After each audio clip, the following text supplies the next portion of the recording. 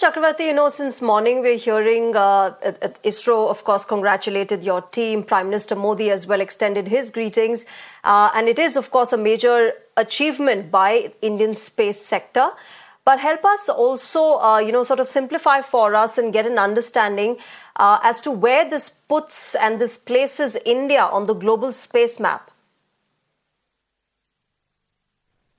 It signifies a few technological milestones as well as economic capability, in my view. And that's the reason why I think the Prime Minister has been fairly ecstatic about what's happened today. So on the technological front, as I said, the 3D printing capability that we have demonstrated essentially means that we can make rockets on demand within about a week to 2 weeks. We can actually assemble an entire rocket to be able to take a satellite. So if a customer who's typically bringing in a satellite comes in with a satellite, we can actually start the rocket from scratch from a metallic powder and then start printing the rockets and customize the rocket to the particular satellite in terms of how many engines that we need to cluster together for offering the launch to be the cheapest in the world.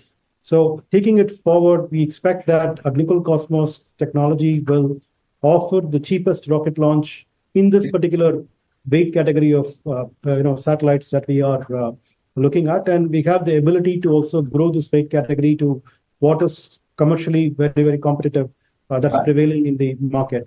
So that is something that, and then the on-demand capability also means that there is a very, very huge national security implication for launching satellites on demand by the military. And this could also be for any other friendly countries that India would permit us to do. So that's a larger picture as far as what the technology enables. Particularly, the semi-cryo is something that we have demonstrated in flight for the first time in India. Although it's a fairly old technology in the world, ISRO has been working on a very large engine that they will be using to launch their vehicles in the future. They have recently done a ground test of it as well. But as a flight test, I think this is the first time that we're doing, which means that we have had to do some amount of mastering of this combination of fuel and oxidizer all by ourselves and prove the results to ISRO before we could actually get to launch.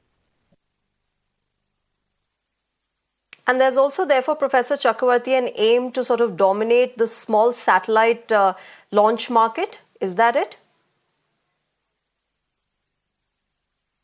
That's exactly the goal. Okay, let me then, ask you my last question, Professor Chakravarthy. The government has been encouraging the PPP partnership in the space sector. Privatization is something that the space sector has been opened up to in the last few years. What sort of help do you get from the government, the encouragement, the support? How is that working for the Indian space industry? Yeah, I think the government support has been extremely thorough right from the top. I can say personally, even from the Prime Minister himself, who has been watching this. But I think more importantly, the government has actually laid out an entire process by which this can happen seamlessly with any space startup. It's not necessarily particularly AgniKul as such. So they had announced the in-space, for example, in 2020, just at the peak of COVID during the program that they had announced about 2 months into the lockdown.